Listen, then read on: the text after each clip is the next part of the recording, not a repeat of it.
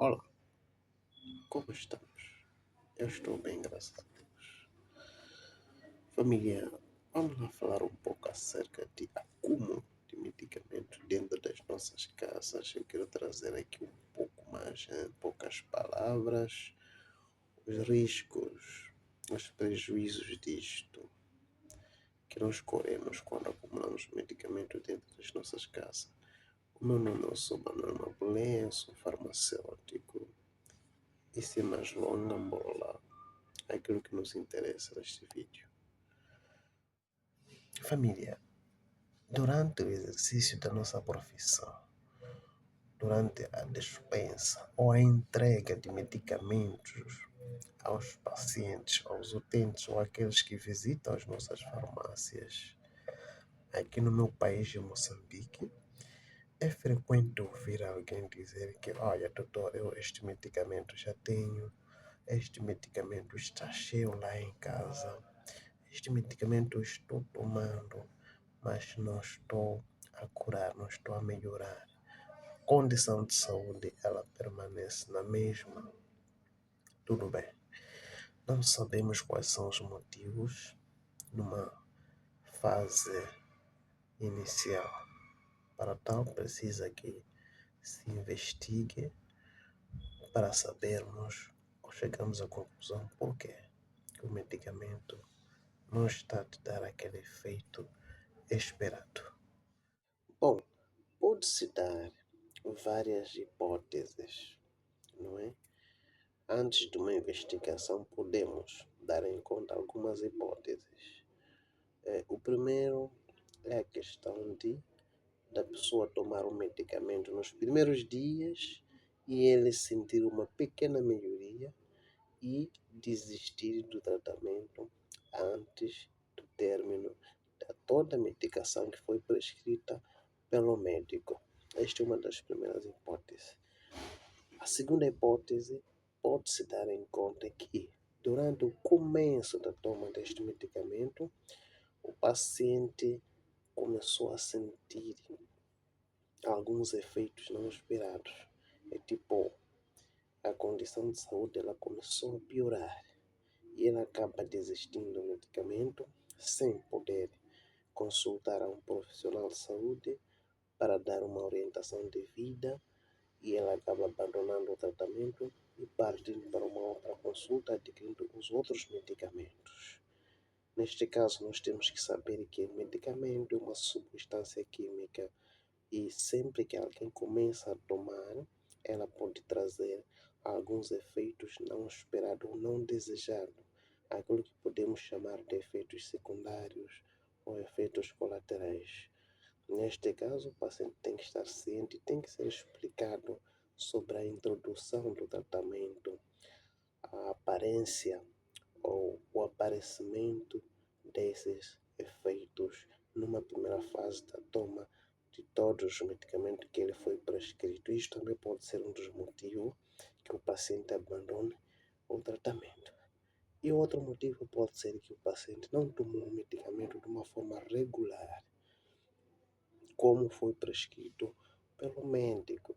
São 7 dias consecutivos, por exemplo, mas este paciente pode estar a tomar de uma forma dia sim, dia não, ora esquece uma dose, ora esquece a outra dose, e isto no fim do tratamento pode não ter um efeito desejado. E em algum momento, às vezes, pode ser que a prescrição não foi correta. Isto acontece por quê? Porque às vezes o paciente ou o doente pode não conseguir explicar exatamente aquilo que esteja a sentir, principalmente quando estás com um médico que não percebe bem a nossa linguagem e não consegue te detalhar como deve ser em português ou na sua língua aquilo que tu estejas a sentir. E às vezes tu explica de uma forma errada e o médico também vai ter que prescrever de uma forma não devida, de uma forma não correta.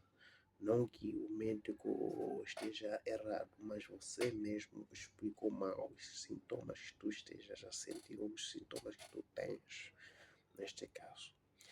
Agora, outro ponto também pode-se ter em conta que não percebeste bem como que o farmacêutico te explicou como você vai tomar o seu medicamento. Isto é, no lugar de que tu devias tomar 2 comprimidos, tu tomas um. No lugar que tu devias tomar 3 vezes comprimido de 8 em 8 horas, tu tomas 2 vezes ou menos. Então, isto também pode influenciar o resultado do seu tratamento. Chega no fim do tratamento e tu não curas. Porque se calhar imagina um quartem que tu devias tomar 4 e tu estás a tomar 2 ou um comprimido. E neste caso, tu não estarias a seguir aquilo que é o protocolo do tratamento da sua doença. Isto também pode te prejudicar. Então, tu tens que tirar toda dúvida na farmácia. Quando tu levantas o medicamento, então tens que tirar toda dúvida com o farmacêutico. Não saia da farmácia com dúvidas. Pergunta tudo o que for necessário ao farmacêutico. O farmacêutico é o seu dever de explicar, de esclarecer tudo aquilo que é relacionado sobre o medicamento que tu levantas na farmácia. Mesmo aquele que tenhas levantado numa outra farmácia, mas como tu vais tomar o medicamento que tu vais levantar nesta farmácia, e tens que sempre perguntar, o farmacêutico tem esta obrigação, é o dever, tu não estás a pedir um favor. O farmacêutico tem o seu dever e tu tens o direito de ter conhecimento, de ter informações sobre o seu medicamento ou sua condição de saúde. Isto não é um favor. Caso o farmacêutico não faça, tu podes recorrer a outras instâncias, porque esta é a obrigação de qualquer farmacêutico, de qualquer profissional de farmácia. Agora, uma das perguntas também que não deixa nos calar é a seguinte: por que o medicamento estaria acumulado em casa, visto que o médico, quando ele prescreve o medicamento, ele prescreve os dias de tratamento e a quantidade que tu terás que tomar durante aqueles dias e como tu vais tomar. Se são 7 dias, são 7 dias. Então, não vejo um espaço, eu como farmacêutico, onde se enquadra os restos dos medicamentos que ficam lá em casa. Se tu terias que tomar 7 dias, 21 comprimidos, 3 vezes ao dia, então por que no fim dos 7 dias ainda continuam os medicamentos ou ainda restam os medicamentos lá em casa? Isto também é uma das questões que tu tem que se perguntar e sozinho.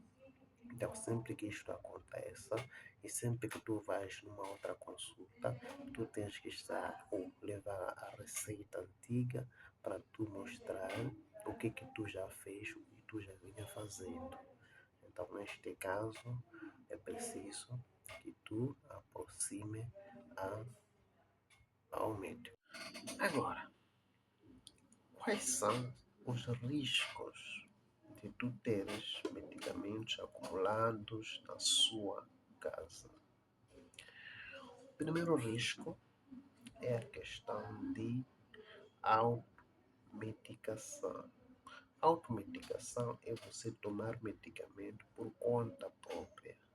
Está lá medicamentos em casa, sentiste alguma dor, investigaste na internet e te disseram que tu devias tomar um cotrimoxazol, por exemplo. E tu vais tomar sem nenhuma orientação médica.